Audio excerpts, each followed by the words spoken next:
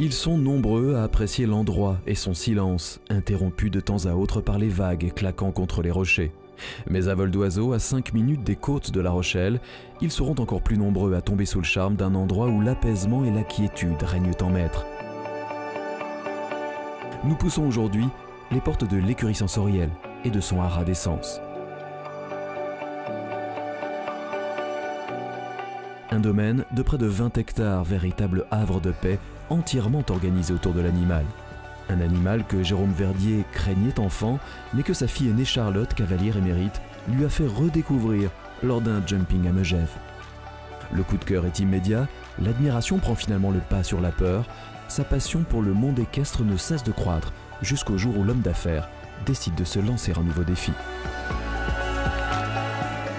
J'ai décidé de me lancer dans cette aventure par amour de l'animal et aussi par ambition, Cupidon il s'appelle, mais aussi par ambition du haut niveau.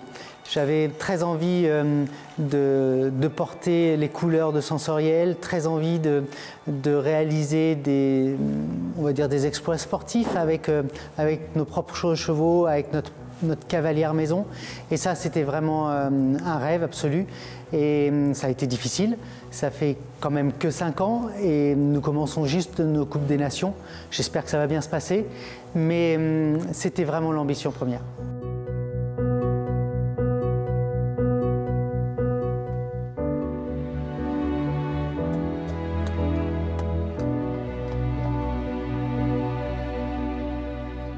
Ici, c'est l'esprit de famille qui prime. La progéniture des étalons gambade dans les champs. Des poulains qui seront élevés au haras pour peut-être un jour assurer la relève de leurs parents, Cupidon, Big Heart ou Flashdance. De même, aucun cheval en pension. C'est la philosophie de la maison. Ce qui nous différencie des autres écuries, je crois, c'est que nous sommes propriétaires de tous nos chevaux.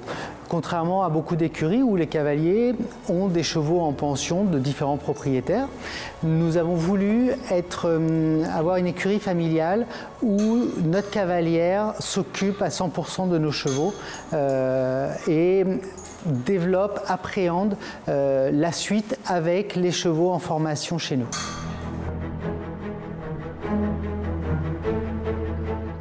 Ce chez nous résume si bien l'endroit.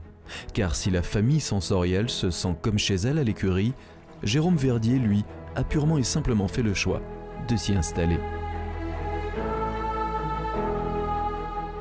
Alors il y a 2 univers. Il y a l'univers du haras avec toute la partie technique et il y a l'univers privé dans lequel nous sommes, où nous vivons depuis maintenant quelques années.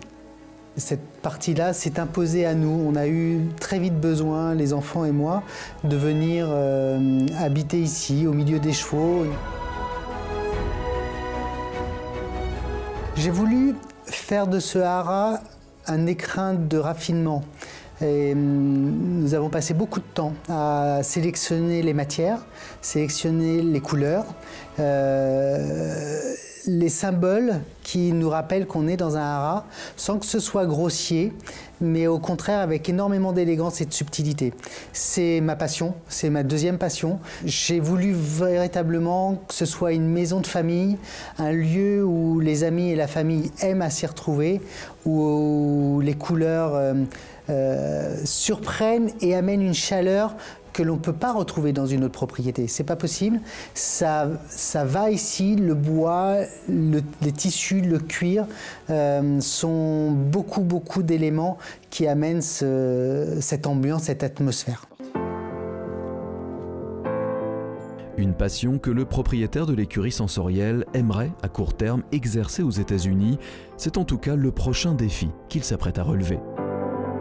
C'est oui, quelque chose qui me fait rêver et c'est quelque chose effectivement que j'aimerais exporter outre-Atlantique, particulièrement à New York où je crois que cet art de vivre à la française et ce mariage avec cette énergie américaine pour moi est un setup assez idéal.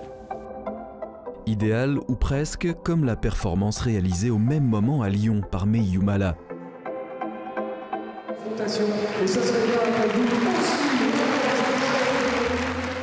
L'épreuve de Coupe du Monde a souri à la cavalière de l'écurie sensorielle, finaliste et créditée d'un très bon temps sur Watson.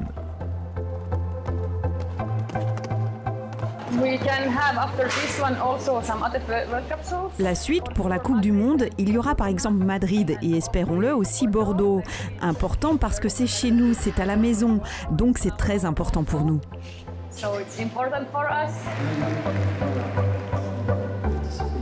Le rendez-vous est pris donc du côté de Bordeaux début février 2017. La famille sensorielle devrait être au grand complet pour supporter Meiyu.